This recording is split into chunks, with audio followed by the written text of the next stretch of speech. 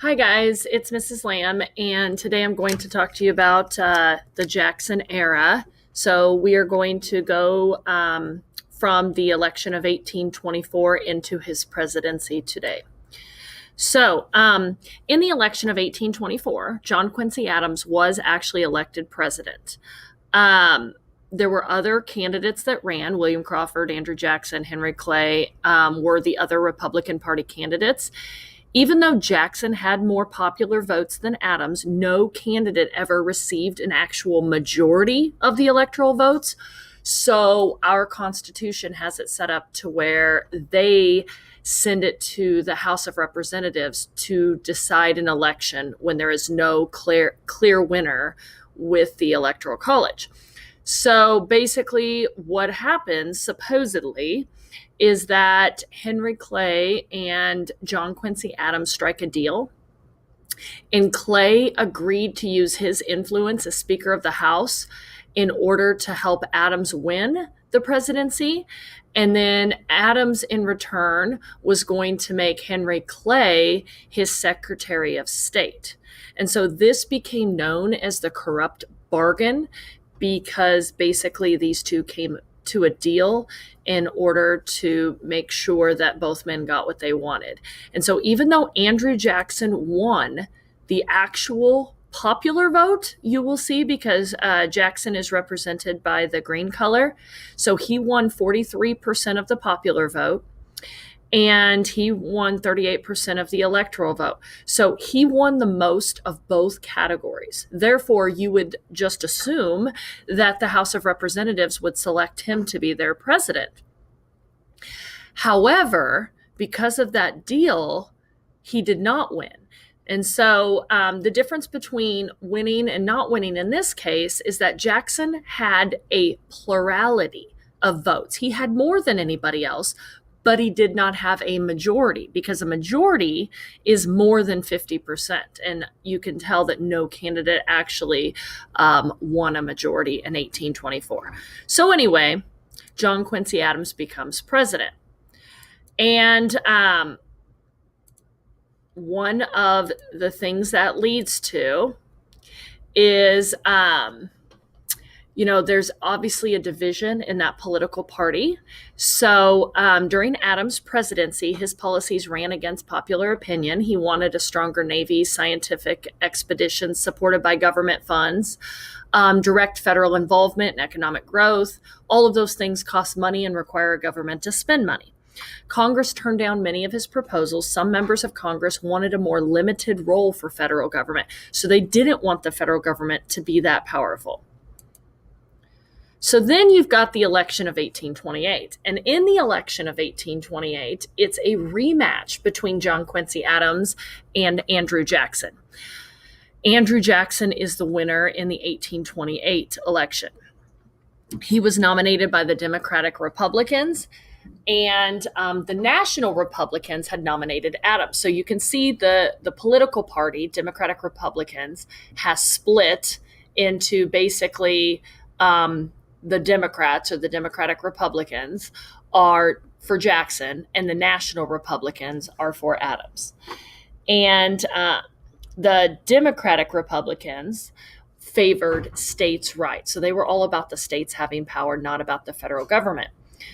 New elements were introduced into the 1828 election, and many became a permanent part of election campaigns. Things such as mudslinging, or attempts to ruin the opponent with insults, and election slogans, rallies, buttons, campaign events.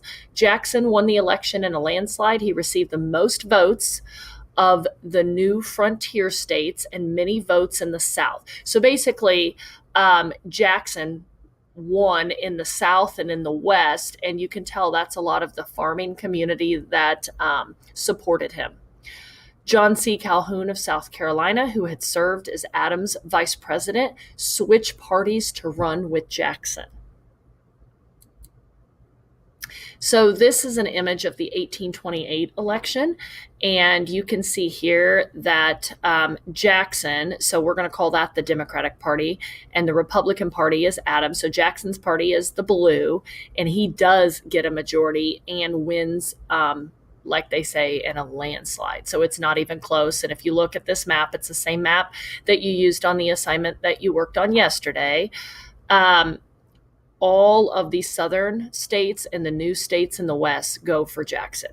The states that still go for Adams are what we would call the New England states.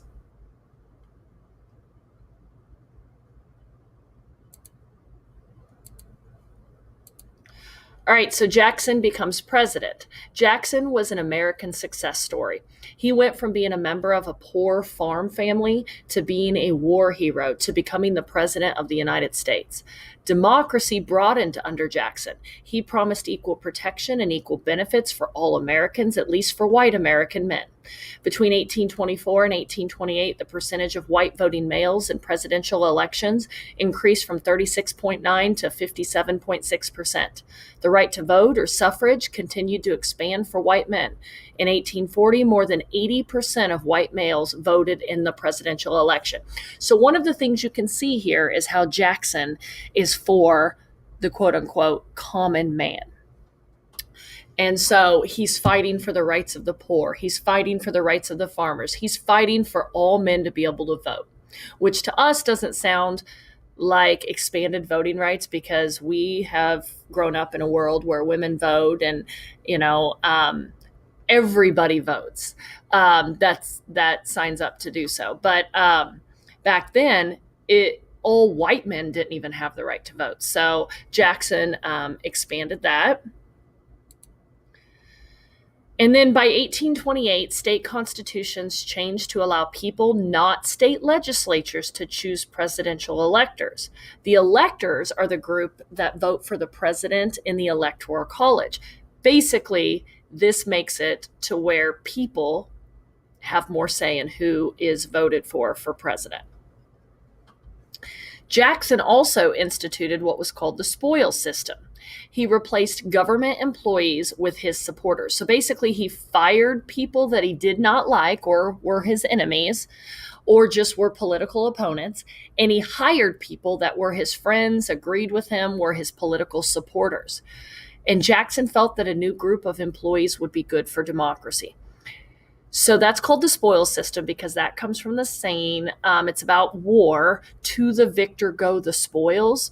And basically what it means in war is whoever wins the battle, they get to take all the valuables of the people that they defeat. The spoils are the valuables. So Jackson's supporters made the political system more democratic by abandoning the caucus system and replacing it with nominating conventions. Instead of major political candidates being chosen by committees of members of Congress, state delegates would select the party's presidential candidate. More people could now participate in the selection process. The first National Party convention for the Democrats was in Baltimore, Maryland in 1832. The convention drew delegates from each state that would nominate a candidate receiving 2/3 of the vote. Jackson was nominated. So another issue that arose during Jackson's presidency was the tariff debate. And before Jackson took office, Congress passed a very high tariff on goods imported from Europe. President John Quincy Adams had previously signed the tariff legislation while he was still president. This tariff made European goods more expensive. Manufacturers in the United States, especially the Northeast, were happy because they thought Americans would now be even more likely to buy American-made products.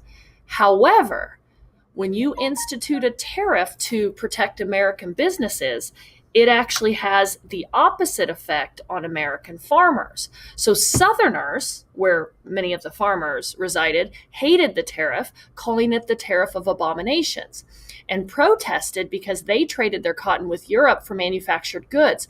Now they would have to pay more for these items. So the tariff that Adams had passed helped American businesses but hurt the American farmer. Some Southerners called for the Southern states to secede, which means to break away and form their own government. John C. Calhoun, a believer in states' rights, argued for nullification or canceling a federal law it considered to be unconstitutional and for secession. He said that the states have rights and powers independent of the federal government, that states had created the federal government, and that they should be able to have the last word on decisions affecting them. This was known as the states' rights doctrine. Basically, what Calhoun and his supporters were arguing is that states have the power to cancel a federal law if the states deem the federal law to be unconstitutional. So, this whole new tariff added fuel to the growing sectional differences plaguing the young nation. So, you guys are now going to see this division and rift starting in our country between the North and the South. The Webster-Hayne debate was a response to these issues. In January of 1830, Senator Daniel Webster challenged the speech given by Robert Hayne, a senator from South Carolina, who defended the right of states to nullify acts of the federal government and to secede or leave the Union. Webster defended the Constitution and the Union, arguing that nullification would cause an end to our Union or our country. Jackson defended the Union, saying it must be preserved. Vice President Calhoun was shocked when he won election to the Senate in December 1832. He actually resigned as vice president. So Calhoun thought that Jackson was going to side with states' rights, especially since he had gotten much of his support from the South, but Jackson did not. He was more concerned about preserving the Union.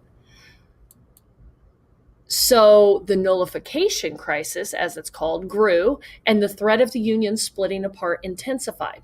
In 1832, Congress passed a new lower tariff or tax on imports, hoping that the Southern protest would die down.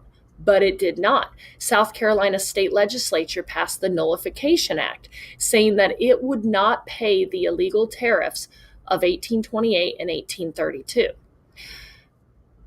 The South Carolina legislature threatened to secede if the federal government interfered. Jackson supported a compromise bill by Henry Clay. And if you remember, Henry Clay was the great compromiser, and he had come up with multiple compromises when we were developing our Constitution. So things like the Great Compromise. But anyway, so this compromise by Clay lowered the tariff, the taxes on imports. He also made sure that the South would accept it. He persuaded Congress to pass the Force Bill, which allowed the president to use the United States military to enforce acts of Congress. So if states didn't obey, our U.S. government could send in the military to make them obey. South Carolina accepted the compromise tariff, and state leaders voted to put aside the Nullification Act. The crisis between a state and federal government was over for the time being. But you guys can definitely see how our country is starting to tear apart in the 1830s. Obviously, when we get toward the end of the school year and we talk about the actual Civil War, where it does break apart in the 1860s, you can see that the trouble's been brewing for quite some time. All right, and that is actually where I'm going to end the presentation today. So thank you, and I hope you learned something, and have a good rest of your day.